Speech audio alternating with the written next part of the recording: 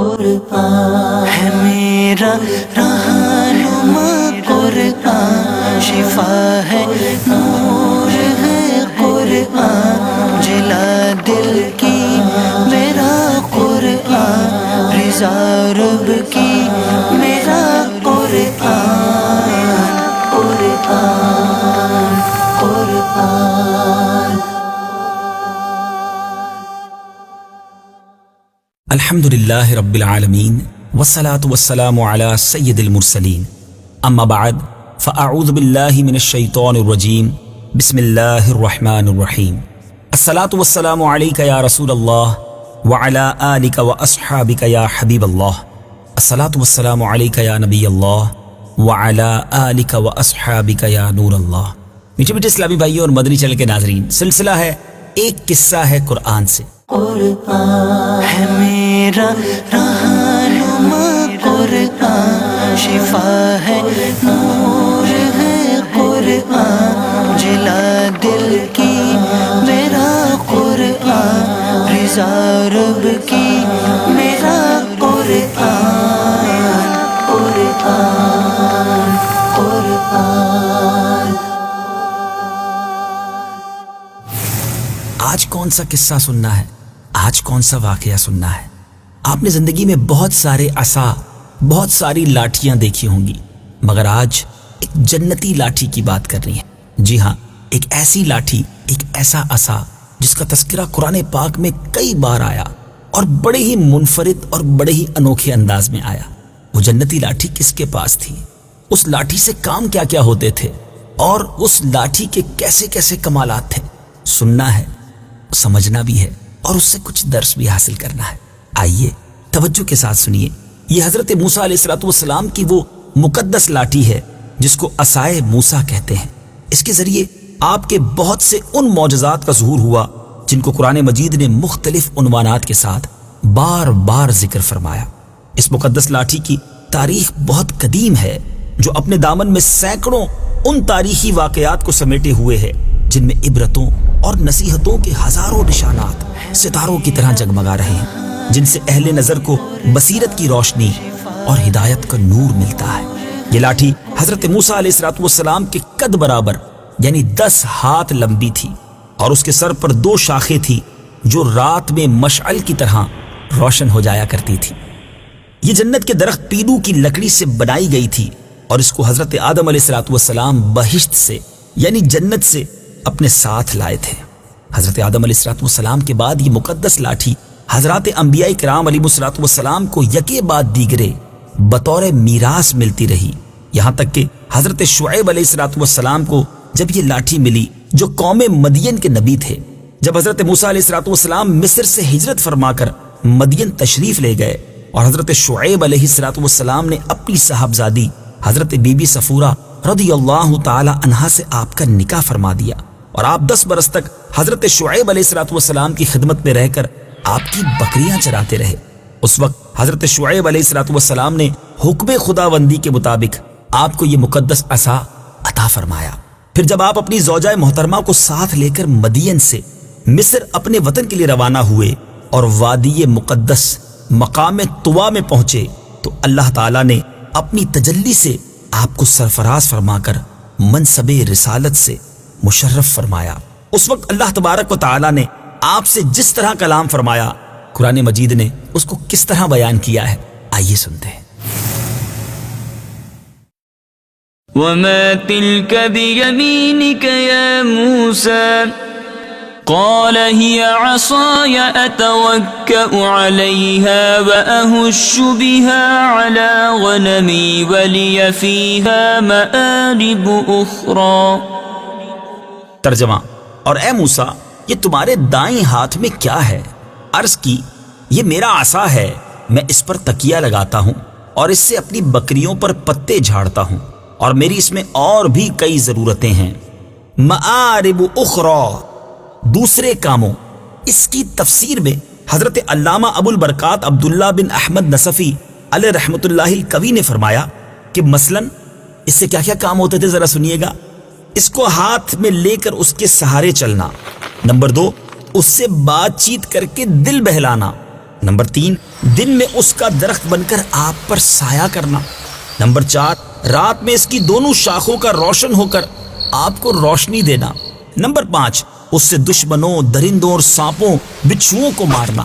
Number 6 کنویں سے پانی بھرنے کے وقت اس کا رسی بن جانا اور اس کی دونوں شاخوں کا ڈول بن جانا۔ نمبر 7 بوقت ضرورت اس کا درخت بن کر حسب خواہش پھل دینا۔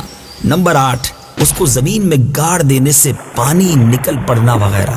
جی ہاں میرے میٹھے پیارے اسلامی بھائیوں، حضرت موسیٰ علیہ السلام اس مقدس لاٹھی سے مذکورہ بالا کام نکالتے رہے، مگر جب آپ فرعون کے دربار میں ہدایت فرمانے کی غرض سے تشریف لے گئے اور اس نے آپ کو جادوگر کہہ کر جھٹلایا تو آپ کے اس عصا کے ذریعے بڑے بڑے معجزات کا ظہور ہونا شروع ہو گیا، جن میں سے 3 معجزات کا ذکر قرآن مجید فرقان حمید میں بار بار فرمایا گیا۔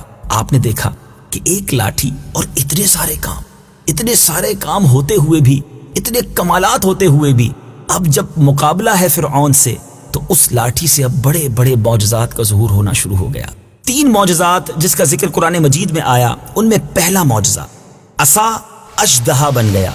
اس کا واقعہ یہ ہے کہ فرعون نے ایک میلہ لگوایا اور اپنی پوری سلطنت کے جادوگروں کو جمع کر کے حضرت موسیٰ علیہ السلام کو شکست دینے کے لیے مقابلے پر لگا دیا، اور اس میلے کے اژدہام میں جہاں لاکھوں انسانوں کا مجمع تھا، ایک طرف جادوگروں کا ہجوم اپنی جادوگری کے سامان لے کر جمع ہو گیا، اور ان جادوگروں کی فوج کے مقابلے میں حضرت موسیٰ علیہ السلام تنہا ڈٹ گئے۔ جادوگروں نے فرعون کی عزت کی قسم کھا کر اپنے جادو کی لاٹھیوں اور رسیوں کو پھینکا تو ایک دم وہ لاٹھیاں اور رسیاں سانپ بن کر پورے میدان میں ہر طرف دوڑنے لگی، اور پورا مجمع خوف و ہراس میں بدحواس ہو کر ادھر ادھر بھاگنے لگا، اور فرعون اور اس کے تمام جادوگر اس کرتب کو دکھا کر اپنی فتح پر گھمنڈ اور غرور کرنے لگے۔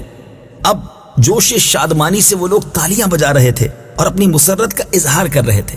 اتنے میں حضرت موسیٰ علیہ السلام نے خدا کے حکم سے اپنی اسی مقدس لاٹھی کو ان سانپوں کے ہجوم میں ڈال دی۔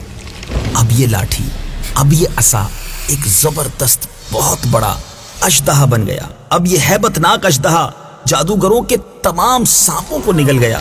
یہ معجزہ دیکھ کر تمام جادوگر اپنی شکست کا اعتراف کرتے ہوئے سجدے میں گر گئے اور بآواز بلند یہ کہنا شروع کر دیا، آمنا برب ہارون و موسیٰ۔ ترجمہ، ہم ہارون اور موسیٰ کے رب پر ایمان لائے۔ چنانچہ قرآن مجید فرقان حمید نے اس معجزے کا تذکرہ کس پیارے انداز میں کیا، آئیے آیات قرآنی سنتے ہیں اور پھر اس کا ترجمہ۔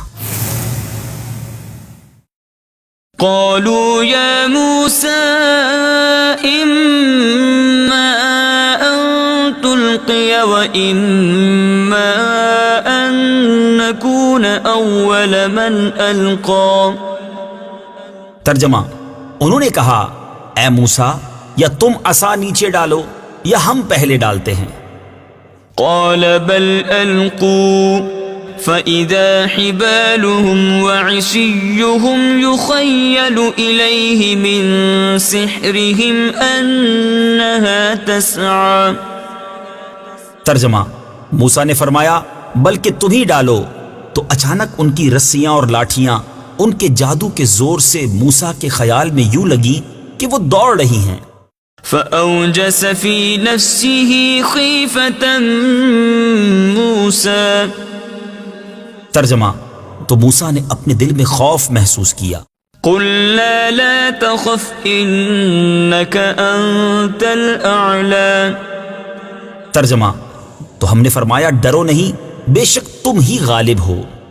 وألق ما في يمينك تلقف ما صنعوا إنما صنعوا كيد ساحر ولا يفلح الساحر حيث أتى۔